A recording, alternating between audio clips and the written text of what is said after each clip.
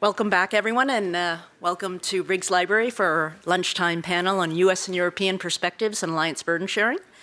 Joining us for our lunch discussion today, we have Dr. Sophia Besch, Camille Grand, and Professors Barry Posen and Brian Blankenship. Sophia Besch is a fellow in the Europe program at the Carnegie Endowment for International Peace. Her area of expertise is European defense policy, and prior to this, she was a senior research fellow at the Center for European Reform in London and Berlin, where she was lead researcher on European defense industrial policy, the EU's role in European defense, German defense policy, and the security implications of Brexit. Camille Grand is a distinguished policy fellow at the European Council on Foreign Relations. He leads the organization's Defense, Security, and Technology Initiative, and previously he also worked as Assistant Secretary General for Defense Investment at NATO from 2016 to 2022, piloting NATO's work in capability delivery, missile defense, and armament and technology cooperation. He's also served on several independent expert groups and boards for the UN, the EU, NATO, and the French government. Professor Barry Posen is Ford International Professor of Political Science at MIT, Director Emeritus of the MIT Security Studies Program, and serves on the Executive Committee of Seminar 21, a platform connecting the worlds of policymaking and academia within the national security community. He's the author of numerous books with Cornell University Press, including Restraint, a New Foundation for U.S. Grand Strategy. Professor Brian Blankenship will be our moderator. He's an assistant professor of political science at the University of Miami. His research interests lie at the intersection of international security and international cooperation, with a substantive focus on U.S. foreign policy and the politics of military alliances.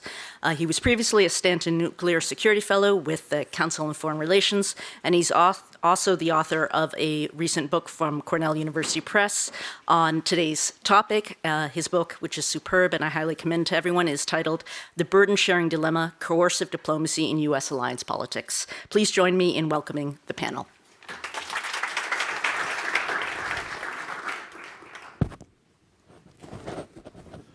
All right, well, fantastic. Thank you, Sarah, for the introduction.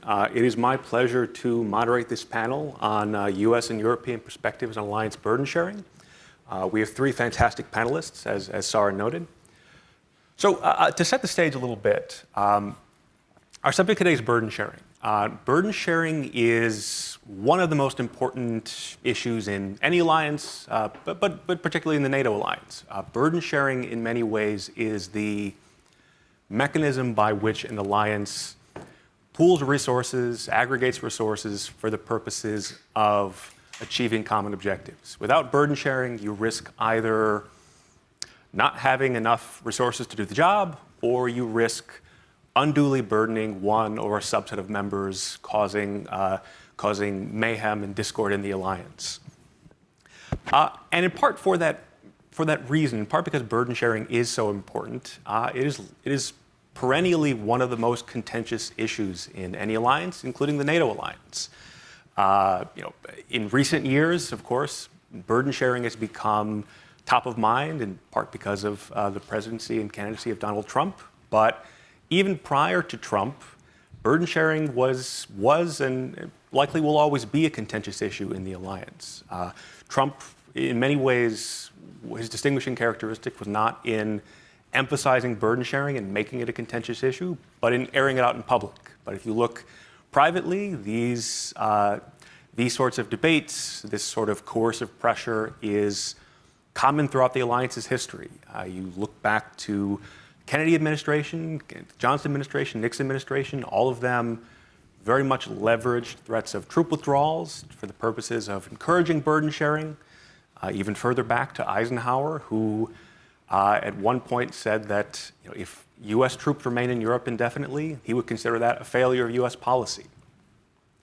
And as I argue in my new book, The Burden Sharing Dilemma, take this point to plug it for just a moment. Part of this contention, part of the reason why burden sharing is so contentious is only part of it is because the U.S. is encouraging allies unsuccessfully to spend more.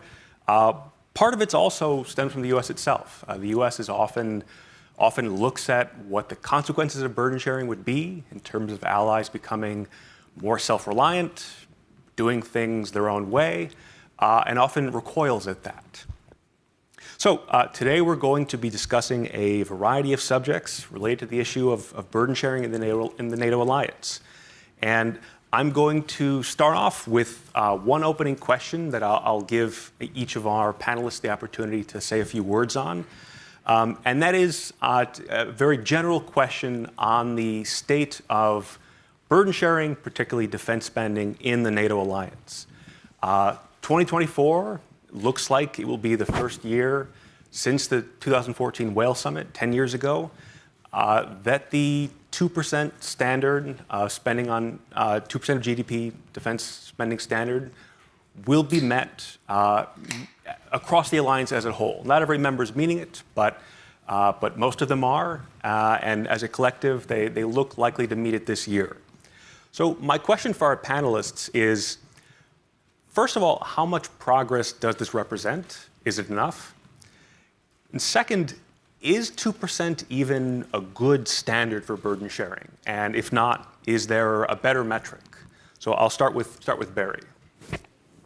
Well, it would be churlish not to note that there's been progress in Europe, and a good deal more money has been spent than was originally expected when we agreed on 2%, and more will be spent. But I think, as was pointed out this morning, 2% was a share of GDP that was reached almost 10 years ago on the basis of an understanding of then extant shortfalls and then extant beliefs about what was needed to address the shortfalls.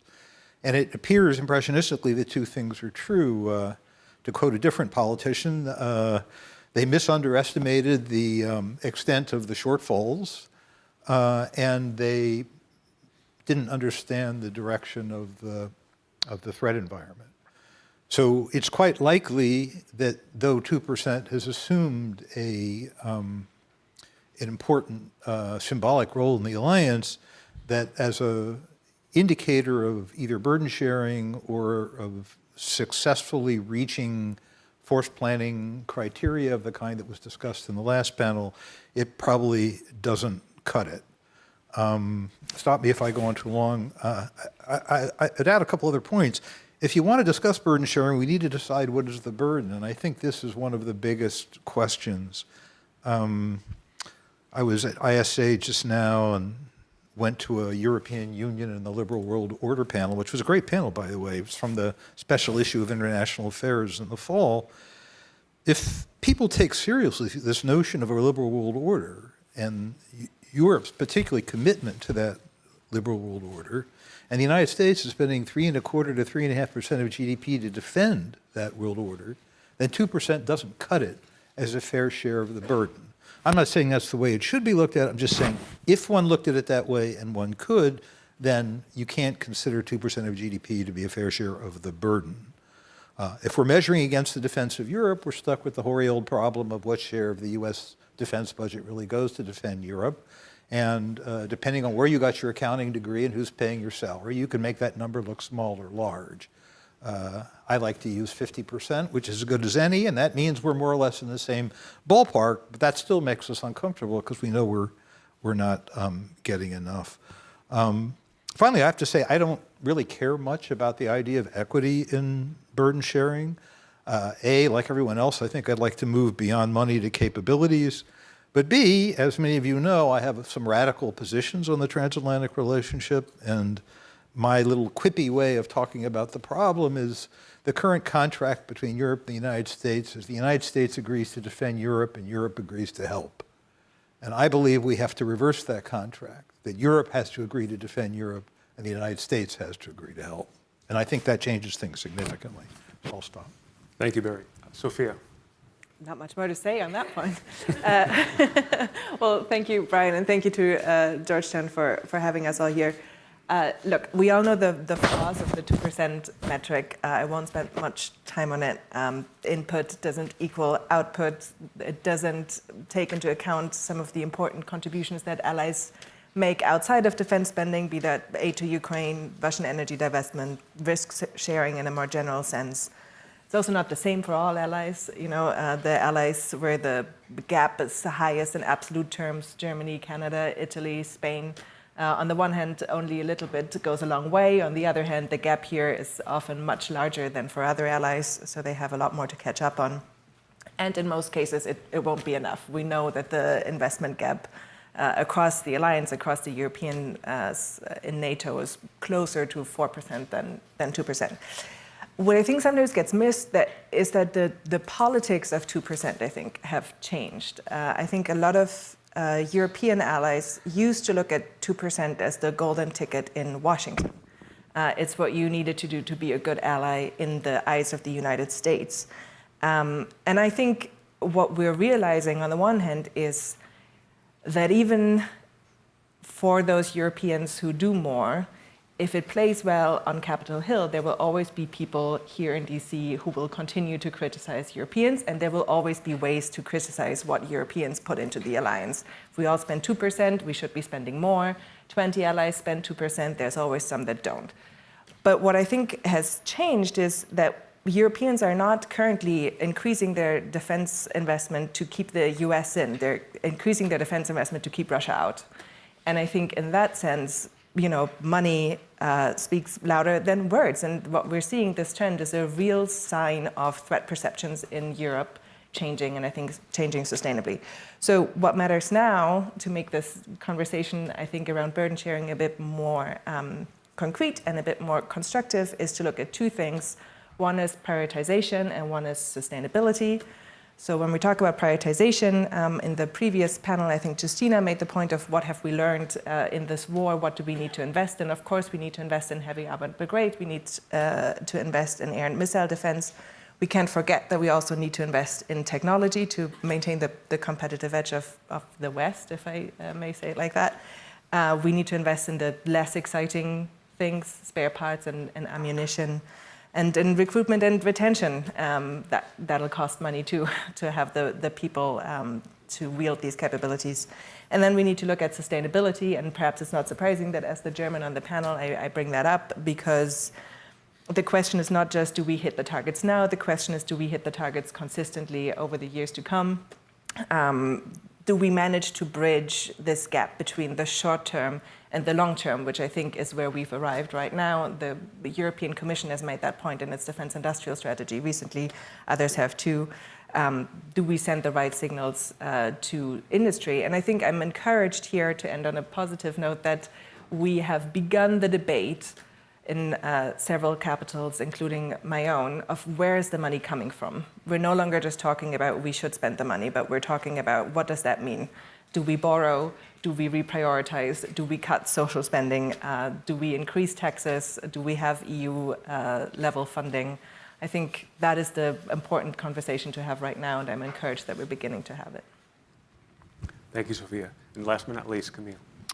Well, a lot has been said, so I'll try to be quick. To look at the glass half full, it is clear that we've turned a corner. We have more than 20 allies. When the pledge was adopted at the Wales Summit, there were only 3. The Europeans are collectively spending 100 billion more than they were 10 years ago, and it keeps growing. So the numbers are rather there. Yes, the allies are in 3 different groups. There are those that are clearly committed. There are those who are just making the cut, and there are those who are still lagging behind. But altogether, the shift is there. It's massive. And I think nobody's questioning it anymore, which was not the case before February 22, let's be honest. There were still a lot of European allies that were trying to finesse the commitment in different shape or form. I don't think it is that at the moment. And I remember wealthy allies saying we are too wealthy to be at 2%. Or big allies that were saying we are too big to be at 2%. The Germans suggesting that it would be embarrassing for the French and the Brits if Germany was outspending them. That sort of thing has completely. I'm glad that your ego all that sort is of strong thing, enough to withstand. We can withstand that, and we are much sharper anyway. So, but the argument, all of this has sort of disappeared. So nobody. So that's the good news. I guess, and there I'm very much with Sophia, we really need to sustain it. You know, if we had been at 2% for the last 20 years, there wouldn't be an issue today, to a large extent. We might want to do a surge in specific capabilities, we might want to fill specific gaps, but part of the problem today is that we haven't been doing our homework for 20 plus years. So the paradox is that 2%, to go to your question about whether the metric is correct, in the absence of any other good metric, I stick to it. But the issue is, you know, had we been doing, you know, the reason why countries are need to surge sometimes way above 2% is because they have been at 1% for many, many years.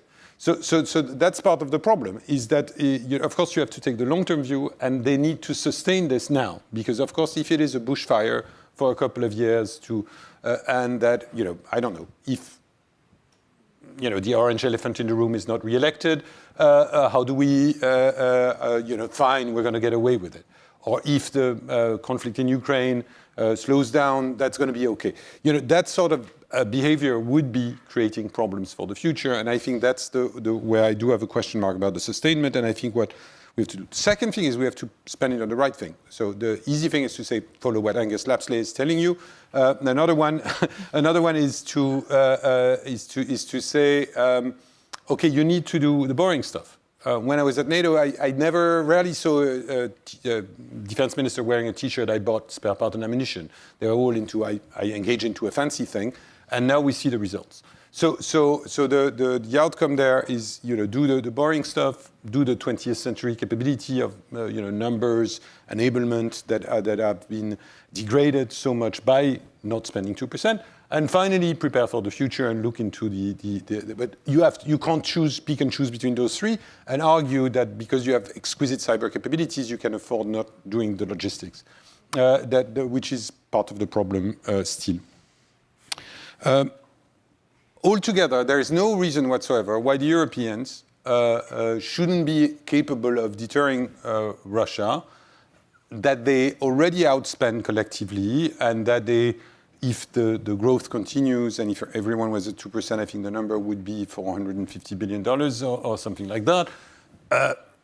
You know, that is about, even if you do the count on Russian budget, that is not the official budget, it's still about 2 to 1. So there's no reason whatsoever why it shouldn't work, but it needs to be properly focused and sustained.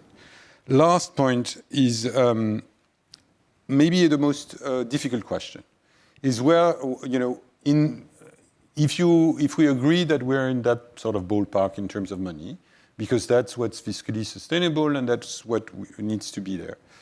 By the way, much less in terms of percentage of GDP than the Cold War figures. What sort of conversation do we need to have on where do we put our priorities? And there I think there is an element of that which is a transatlantic conversation.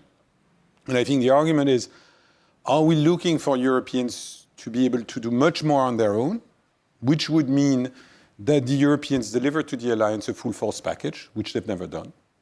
So they look at all the enablers, including some of the strategic enablers that have only been provided by the US over the years, or are they continue to, and to Barry's point, are they going to continue to be supporting a US core capability?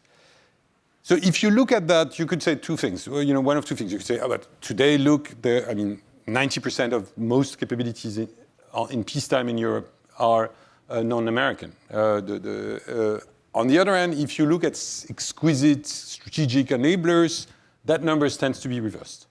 And this is where I think we need to do some serious thinking collectively, preferably, because I don't think it's for the Europeans to have this decision on their own, but on what sort of things are we looking at, which is also a smart way, from my perspective, to move away from the sort of political conversation of saying, okay, everything is about what's going to happen in November, but rather about how do we shape the conversation so that any administration is in a position to indeed have more reliable European partners, and then all the multiple reasons for America to be distracted from the European theater, whether it's an Asian contingency, whether it's domestic issues, are not as dramatic as they might sound today.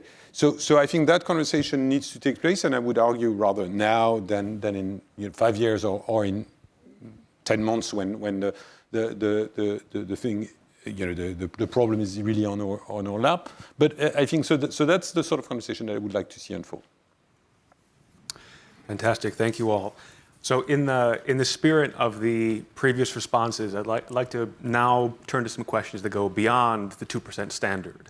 And in particular, I want to turn to something, a similar point that Camille raised in some of his last comments on the issue of how substantial the gap is between where Europe is now and where it might need to be, if it was going to be in a position rather to be able to defend itself with little U.S. help. And for this, I want to turn to Barry, because you've argued in your previous work that Europe can defend itself without the United States, without too much additional effort. I'm wondering two things. One, has your assessment changed since Russia's invasion of Ukraine? And second, your assessment back in 2020 compared the existing capabilities of NATO Europe with those of Russia, but that comparison in some sense assumes the political will to use those capabilities across Europe, right? Assumes a high level of alliance cohesion. Have events since February of 2022 changed your assessment of that political will for the better or for the worse? So I'll turn to you, Barry. So when I first started in this business, I was a council fellow across the river in the Pentagon, and I worked in the European Forces Division of the Office of Program Analysis and Evaluation. So I work this kind of stuff all the time.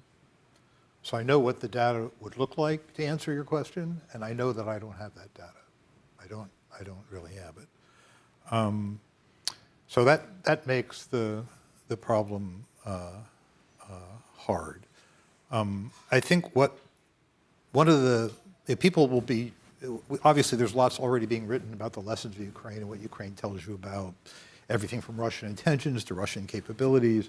But the standout thing that I see in the fighting is, and it is controversial in some places, but is the secular trend in the improvement of the power of the defense relative to the offense seems to be continuing and maybe even accelerating. Right? It's striking to me that Ukrainian units hold stretches of front that are much wider than we would have ever expected NATO units of comparable size to hold in my day. Right? So this tells me that at least along some parts of the vast frontier with Russia, defense is not necessarily going to be. It's always going to be hard, but it's not not in a secular sense getting harder. It's I think getting easier, and I think we have some ideas of where we would spend new money. And this takes me to the allusion to my past work. As I said in the past work, I agreed with the study I critiqued, the ISS study, that we don't know what we don't know, and things like sustainability and readiness were simply unknown to me. I made the argument on the basis of the expensive front end of force structure, squadrons and brigades, right? That was the basis. And I did not assume the availability of every unit in Europe as being comparable to every other unit, right? I tended to make some disparate assumptions about that. But the striking thing to me about the Ukraine war and the NATO-European affect to it is that Europeans have stood up, and most of them have stood up to some extent. And I saw some polling data just yesterday that from the fall that suggested that there's actually a surprising amount of support in the public, even going down into Southern Europe, for opposing this.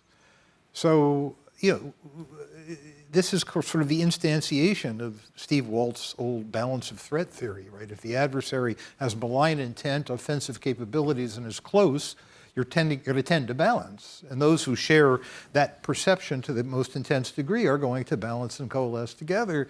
I think that's what we're seeing. And although people don't like to hear me say this, I think with less of an American hand on the tiller, I think Europeans would do more. Right? So I'm comfortable with the analysis I made then in every respect but one, which is my skepticism about sustainability was well-founded, and if anything, I too probably underestimated the rate at which modern combat consumes things, and I know a little something about that, but still the rate is high, and therefore, as I thought then, the force needed more depth, and I think we understand now that the force needs more depth. And coming back to the question of priority, the first thing you got to do is extract as much combat power as you can from what you already own, right? And I think we are not doing that at all. And I don't know what the marginal cost of doing that will be, but that should be job one. So turning from the alliance as a whole to one of its most important members, I want to pose a question to Sophia particularly on Germany. And particularly over the last 2 years, we've seen two prominent episodes where Germany was reluctant to provide certain weapons to Ukraine, right? In 2023, it was the Leopard 2 tanks. This year, it's Taurus missiles. Two questions. First, what explains Germany's reluctance in these two cases, and what do these two episodes reveal about how Germany sees its security role in Europe? Yes. All right. Thank you. Look, these debates, I think, have taken on a sort of totemic quality with a symbolic significance that sometimes goes beyond their military usefulness, even though I would say, and I'll say this at the beginning, these systems, and right now we're discussing the Taurus system, would be really militarily useful in Ukraine. And it is incredibly frustrating to me and many others that we are not currently delivering them. And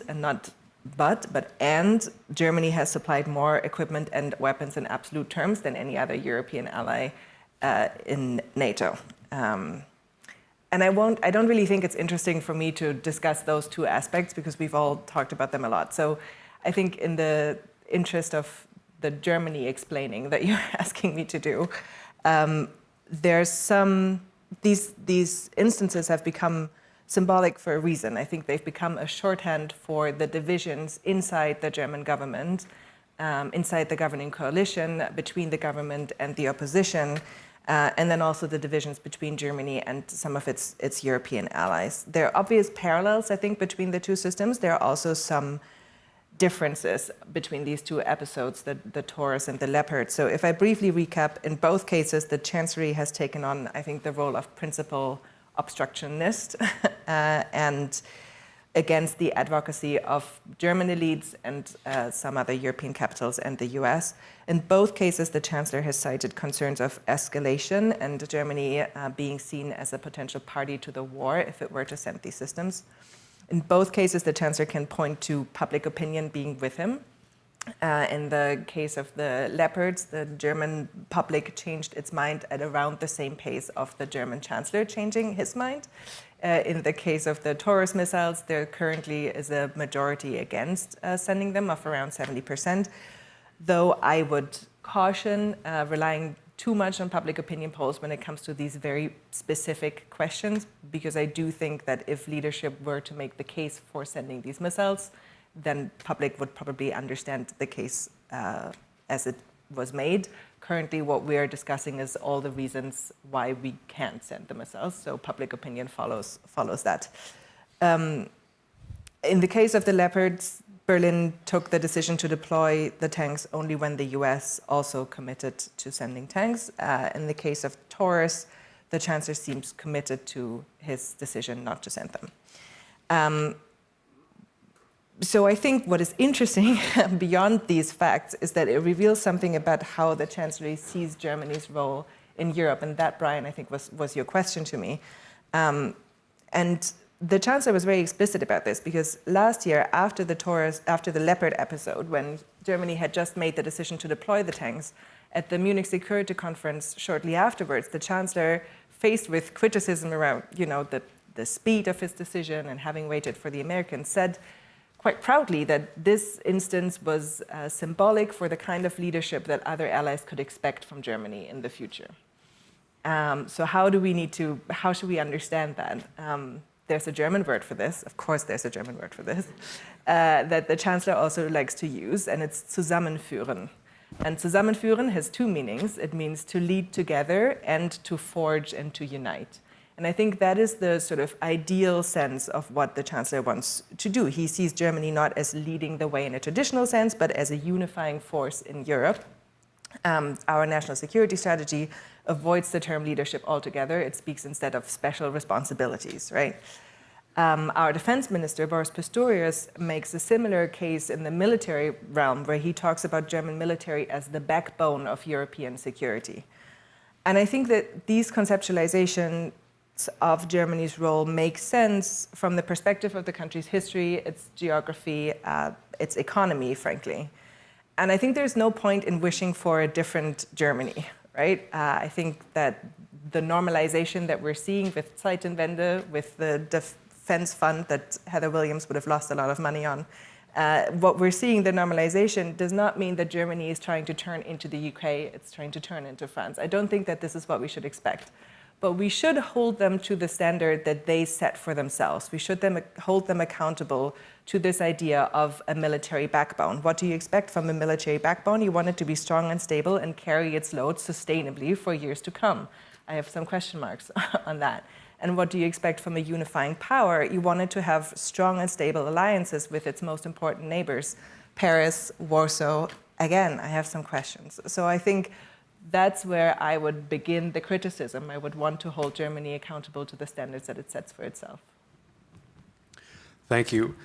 So I want to now turn to a question that the morning panels covered in some depth, but I want to cover it from a slightly different perspective. So in particular, the issue of procurement and the defense industrial base. And this is for Camille. Now, the European Commission recently rolled out Europe's first ever defense industrial strategy. The target is that at least half of member states' procurement budget should go to EU-based suppliers, and that at least 40% of defense equipment should be procured collaboratively. Two related questions. First, what are the challenges and opportunities to greater EU involvement as opposed to defense matters being handled on a purely sort of more national basis? And in particular, what sorts of incentives will be necessary to get reluctant EU members on board, especially those members like Poland that have long viewed the US as the more reliable partner and which have been predominantly making their purchases from non-EU suppliers in the US and in South Korea? Well, maybe let me start by saying that I think the EU, it's interesting listening to this morning's panel. The EU has more changed strategically in light of the Ukraine war than NATO. For NATO, it was a sort of going back to core business and its DNA, when for the EU, it has been very uncharted territory, and they've done well. Honestly, if you think of, I would not have bet 2 years ago that, not that Germany would join the TPNW, as Heather said, but that typically the European Union would have a program to train Ukrainian soldiers to fight Russians. Or that the European Union would have pulled multiple tools out of its toolbox to fund the defense industry and support acquisition. So those are, I think, quite interesting news that are really making a difference, and that we should probably recognize, and which is not always the case neither at NATO nor in Washington. And I think that's really important to have this on our mind. The second thing is, in that case, I tend to be of those who say it's not enough, not those who say, oh my God, the EU is doing stuff. So the problem with the European defense industry strategy is that there is no money associated with it yet. That they haven't built ownership with the member states, that they haven't thought through what sort of cooperation it means with non-EU countries. There's all sorts of missing parts in it.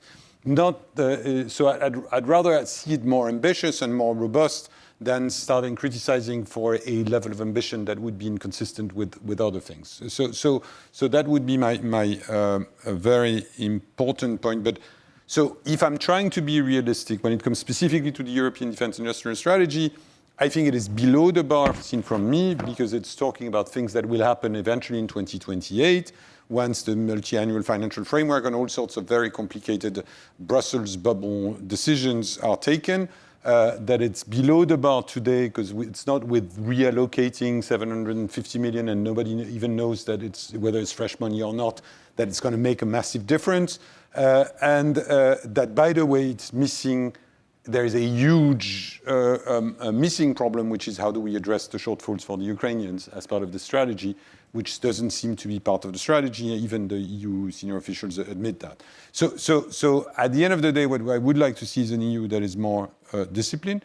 There is a strong EU-NATO dimension that is also missing, and that is part of the responsibility lies with both organizations, I would say, which is that there is a degree of mutual lack of understanding of how the other organization operates, which is problematic, and a degree of, rather than having a sort of sound, easy conversation on where can we mutually support each other, there tends to be, and that's not only about the politics of Turkey and Cyprus, but it's also, I think, broader than that, a tendency to sort of focus more on the bureaucratic competition, which is absurd, than on the how can we make this work approach. Finally, there is a US dimension to this EU element, if I may put it this way, which is I think that the US discourse on what's happening on the EU side, part of town, part of the conversation, is I think it's honestly not as articulate as it could be. I think there is a genuine shift on saying, oh, it's okay, and that can be helpful. And I think it's in all fairness, the Biden administration has been gently in a sort of segue towards this. But I think the default setting remains pretty much 1990s. So the 3Ds and all of that, which I think is a bit of a pity because it sort of misses the point about what do we do with this. So I would, the sort of US approach of saying, on the one hand, the Europeans need to do much more, and immediately, but that means you buy more American and you do this and you do that. That might not be enough today.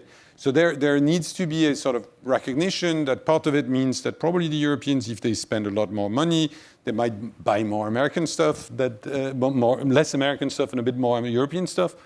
That if they spend much more money, there are going to be more corporations that are going to benefit from EU tools, which are not necessarily super friendly to non-EU countries, but how do we make that work rather than how do we block it, and things like that. So I think there is a real need for a much more candid conversation. How do we make that work?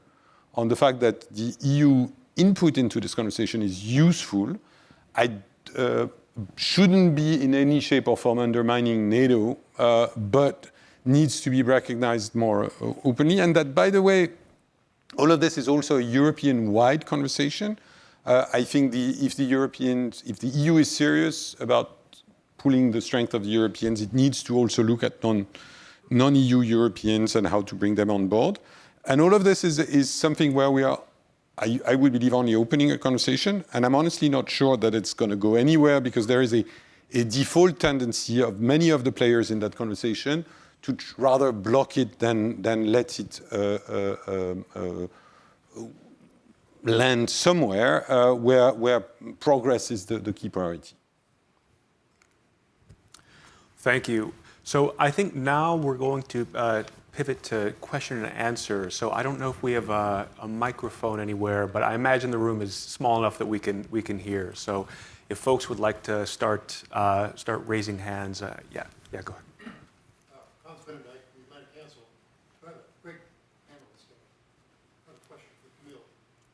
Still at NATO, and Secretary General came up to you and said, I want to use the Washington summit this summer to shift the focus, the burden sharing debate, away from input measures, 2%, to output measures based on capabilities.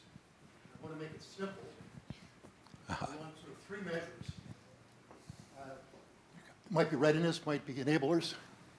How would you design that? The tough part in your question is to make it simple. Because, I mean, we've all played with the idea of, okay, there are tons of things that, the Europeans should do more of, and but those are not easily measurable. What I would say, I mean,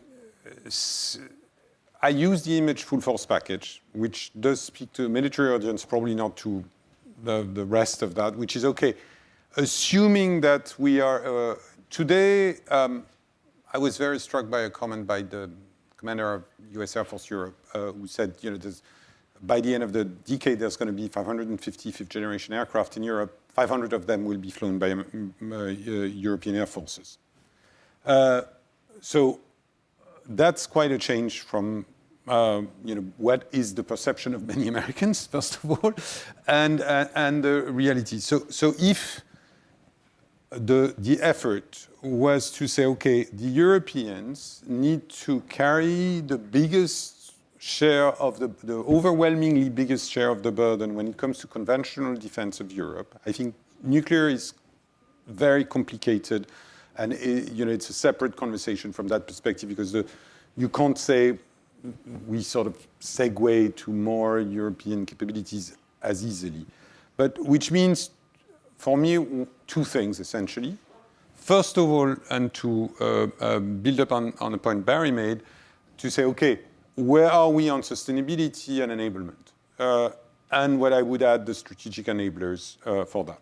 So is there a situation where the lack of American strategic enablers, because they are, and again, putting politics aside, because there is a priority on the Indo-Pacific, or there is a contingency elsewhere, can the Europeans, take the bulk of that responsibility and for that? And also, can the bigger Europeans, and that's quite demanding, including for the French, the Brits, and the Germans, carry a fair share of the reinforcement strategy for the alliance, at least in the early days of a conflict? All of this carries a strategic risk, which is a bit of decoupling. So you probably you want to keep that one American soldier in Europe, preferably dead, that Churchill wanted. But you need to really think through that. So it is an alliance in which the burden does shift much more to the Europeans on the conventional front, with Europeans that are more capable, more sustainable, and more responsible. And then while preserving the overall picture of a transatlantic relationship. This is quite, in fact, when you start doing the math of that, and Barry's done that, it is quite demanding, but I think there is a story there. So in my answer, you see that it's the simple, the bumper sticker I haven't found. If someone in the room has one, I'm sure the NATO colleagues will be thrilled. But it is something along these lines. And to echo my point about the EU, by the way, I think this should be part of that bigger messaging there. Is this something that is sufficient to deter Russia? Probably yes. Is it something that is sufficient to reassure all the allies? That might be more difficult. As we know, reassurance is sometimes more demanding than deterrence. And then it could sort of flip the conversation vis-à-vis the US on saying, okay, these are the three things that you really need to be, that is super important in your strategic messaging towards Europe, because those are the things that we feel are at risk in an environment, or that we will not be able to meet in the short term. All right back here. And if you could just state your name and your affiliation. We have a microphone coming around. Thanks. Yeah, hi, my name's John Denny. I'm from the U.S. Army War College. I want to push back just slightly on something Camille said, and then have a question for Camille and Sophia together. First, Camille, you suggested that we need to think about reversing this 90-10 split. I think that thinking's already done. It's done in the form of the NATO defense planning process and in the MCR that comes out after it and the capability targets that are now being negotiated to some degree. So the challenge, I think, is not so much that we need to think about this, but really we need to digest the outcome now. Thanks to the operations plans we have, we know what the requirements are, at least ideally. And now we see allies kind of choking on what the reality is of fulfilling all of this. And so Sophia said we're finally beginning to think in some European capitals, maybe Berlin included, about how to pay for all this, right? I suggested at a conference this past weekend at a room that had lots of Europeans in it that maybe there needed to be a reconsideration, a rebalancing of defense and the welfare state, the guns versus butter debate, right? That caused one of the Europeans in the audience to say, recoil in response and say, no, we're defending the welfare state. That's what we have the defense for. To American ears, that kind of sounded like fingernails on a chalkboard. So I'm wondering, to what degree do you think there is a consideration of this sort of thing, more of a fundamental reexamination of priorities? And I don't mean, in places like, no offense to these smaller allies, but, the Albanias and the Croatias of the alliance. I mean among the big four, the French, the Germans, the Brits, the Italians, where really we've got the possibility for advanced capability en masse combined. So is that in the cards? Does it need to happen? Thanks. Sophia, you want to Sure. Well, I was nodding along. I do think, I said in my comments that I'm encouraged that the debate is beginning to take place, right? I think, and I agree with you that we need to look most of all at the large allies because that's where it makes the biggest difference. So let me look at Germany, for instance, where the 100 billion euro temporary fund is going to run out, will be almost completely spent by the end of 2027. And follow-up financing will have to come from the regular defense budget, which is currently more or less frozen at around 50 billion. We'll need an extra 25 to 30 billion a year to continue reaching 2%. And the German governing coalition does not agree on where this money will come from. And we have intense debates on the federal budget right now.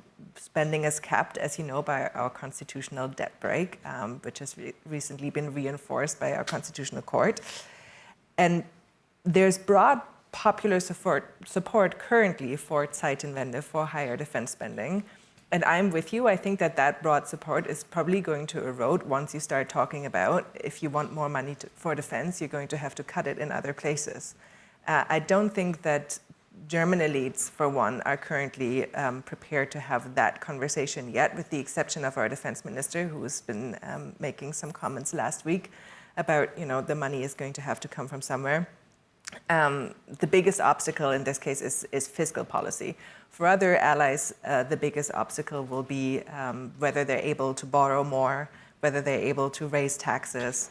I think that one potential solution here is EU-level funding. That doesn't solve all problems, but it solves some. We have a conversation around Eurobonds for defense that I think might be useful. We have a bigger, I don't think we're going to get there, honestly, this year, but the window is more open than it has been ever before. But stopped by the frugals, of course, stopped by Germany and the Netherlands. So I think that for me, this is the most interesting conversation right now that we can have about where is the money coming from, the guns versus butter debate. I'm a European, so for me, I'm a European in DC, so both statements made sense to me. It made sense that we have to reprioritize. It also makes sense that what we're defending is the welfare state. So I think you need some really brave political leaders to have that conversation and to start asking those questions. And I'll leave it at that.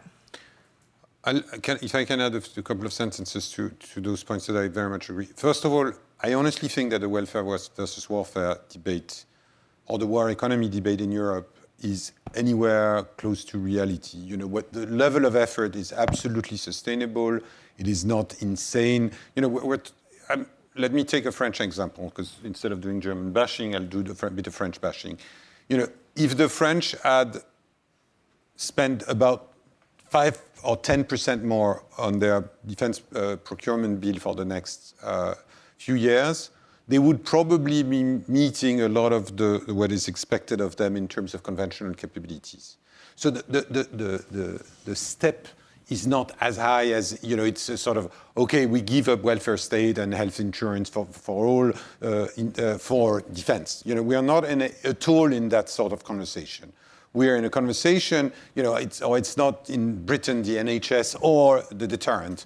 It is, I think, completely within what is manageable. It does indeed require political will. It is moving money that is the most complex money to move, which is core investment money, and so on. But none of this is out of reach. I think we ought to be very careful in not shaping that debate as a you're going to drop welfare for warfare.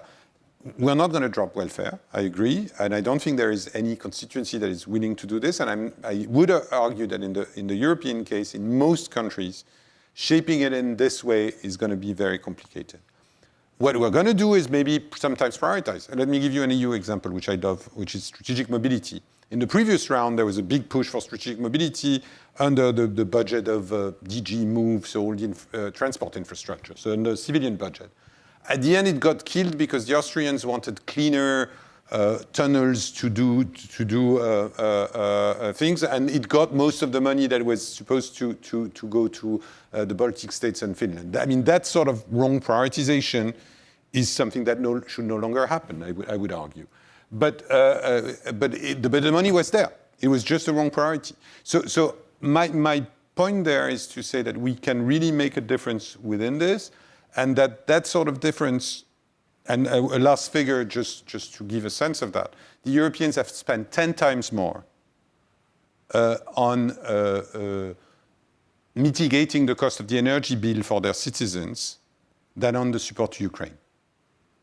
We're talking, 800 billion versus 80 billion altogether. So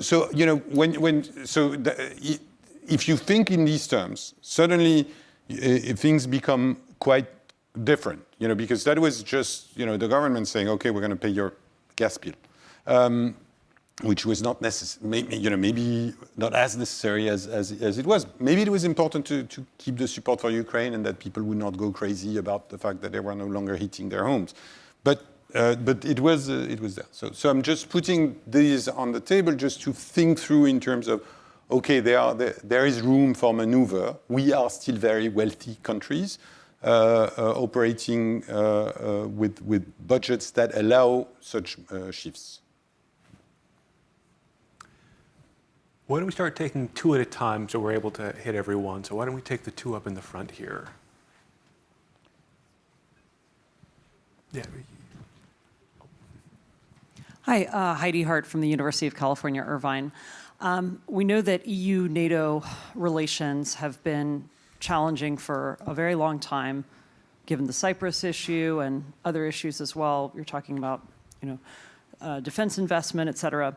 But I'm wondering how has, this kind of uptick that we're seeing in burden sharing on the part of the Europeans, how has that shifted the EU-NATO politics from within the alliance? So thinking about the politics, alliance politics, has that changed? What do you think the future of EU-NATO relations is going to look like? Does this matter that we're seeing the Europeans spending so much more on defense than we did several years back? We had one more in the front here. Hello, I'm Robert Bell, a refugee from NATO who was granted asylum by Senator Nunn at Georgia Tech and Louis Simon at VUB in Brussels, now teaching.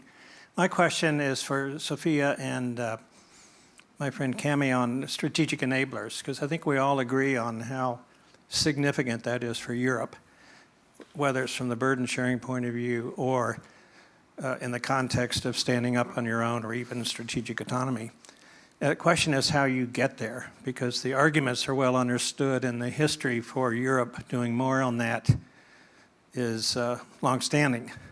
The previous question, one back, talked about the role of NDPP and the MCR, so the assignment of capability targets should be able to handle that, because you have this rule that no single country should provide more than 50% of a single capability.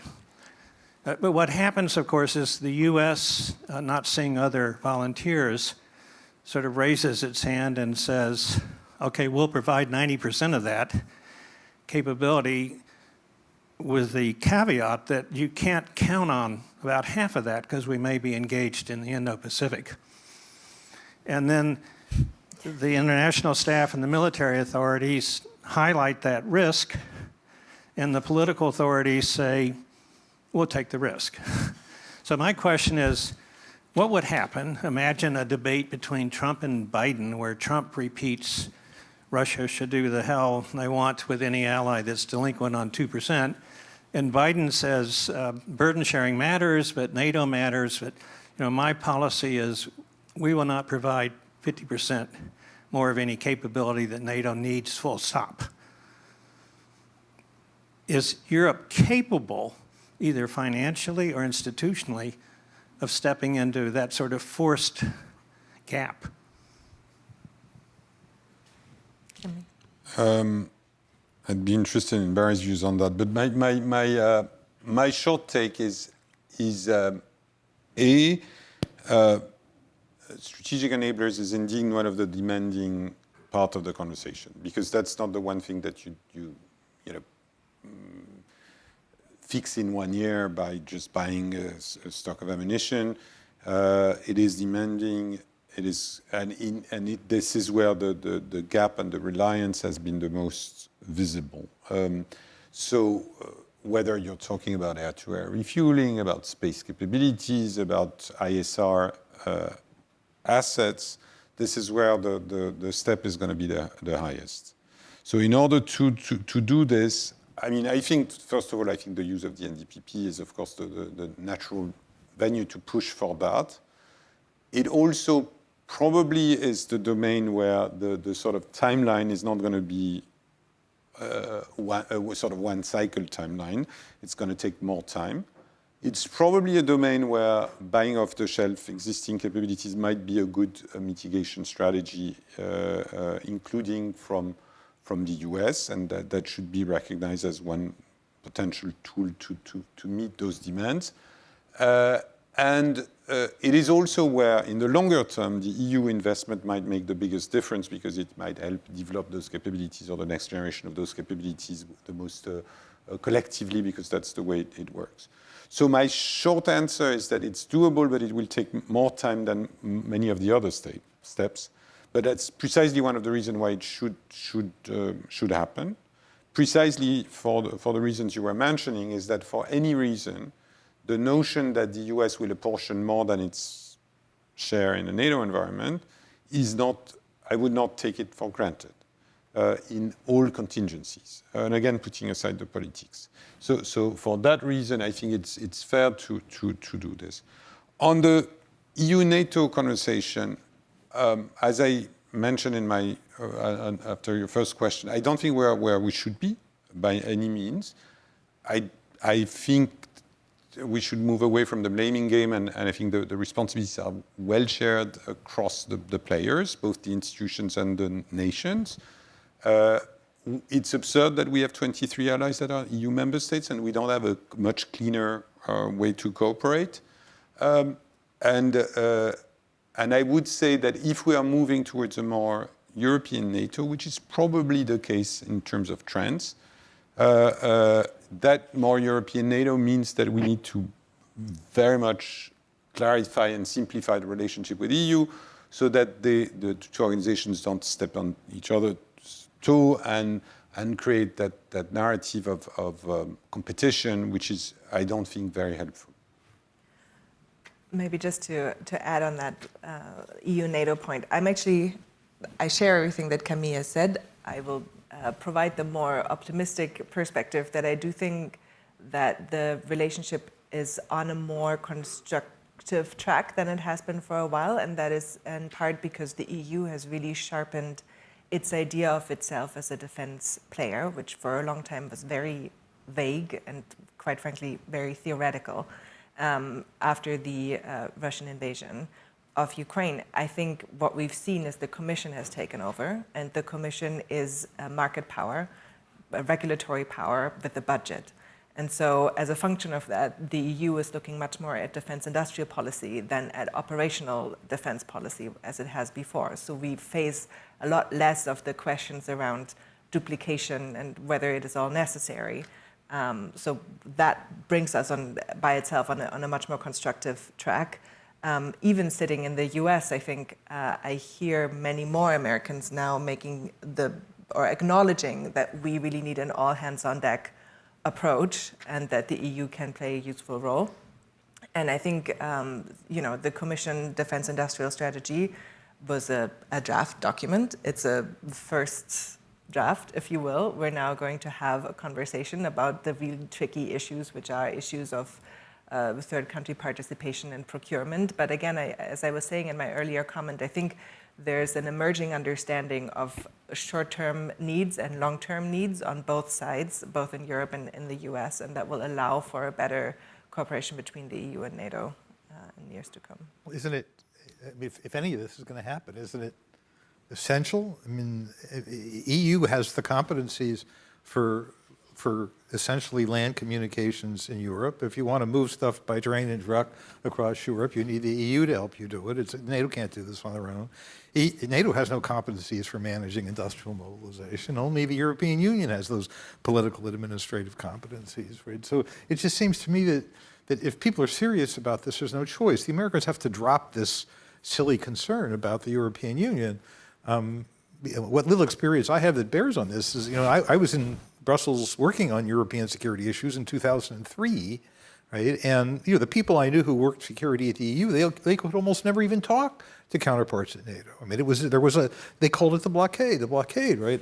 And I was back before COVID talking to the same people, and it was sort of like, we talk to each other all the time, there's no obstacles anymore. And in fact, if you look at the people, they're the same people. Someone mentioned earlier it's about people. Well, a person works in the European Union on security for 3 years of their life, then they go back to a defense ministry, then they go to NATO. This is a Brussels, kind of merry-go-round, right? So these people all know each other. So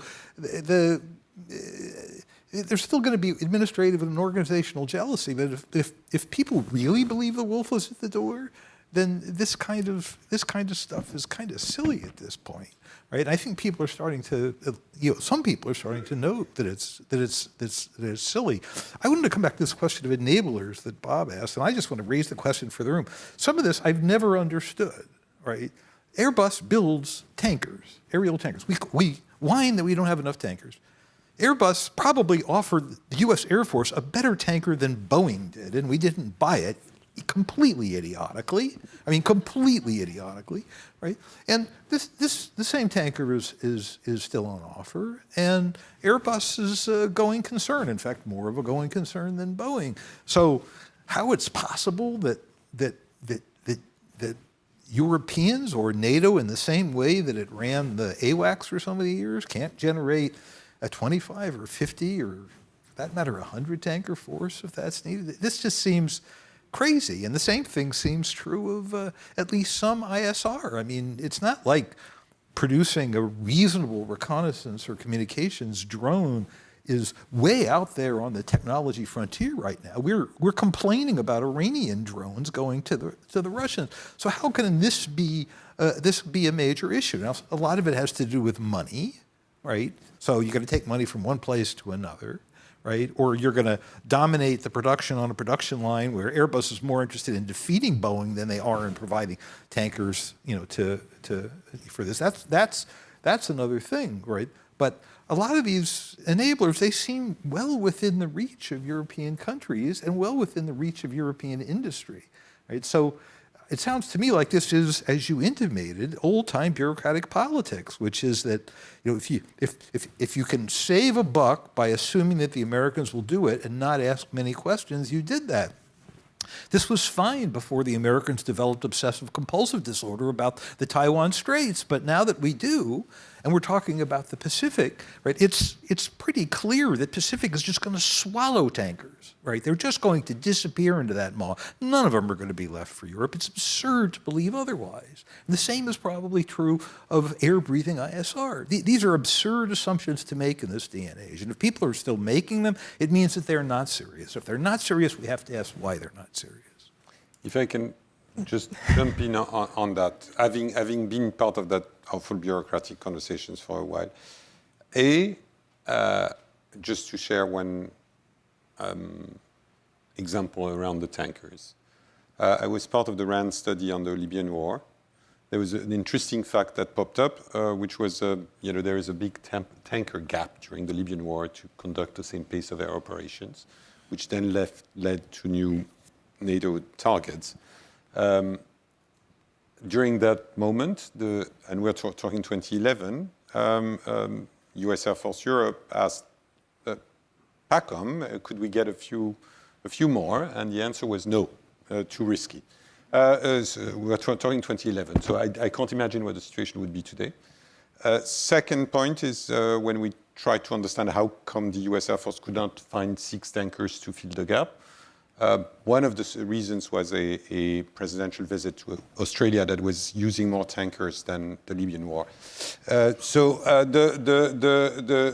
the story is, I think, I'm telling this story just to say, I think the Europeans have to realize that. So one of the answers was to do a fleet of tankers, but to my great regret, it's Airbus tankers, but there are only 7 of them, 8 now, I think. So, if I look at the great victory now, Luxembourg is officially flying a tanker, has paid for 1 tanker.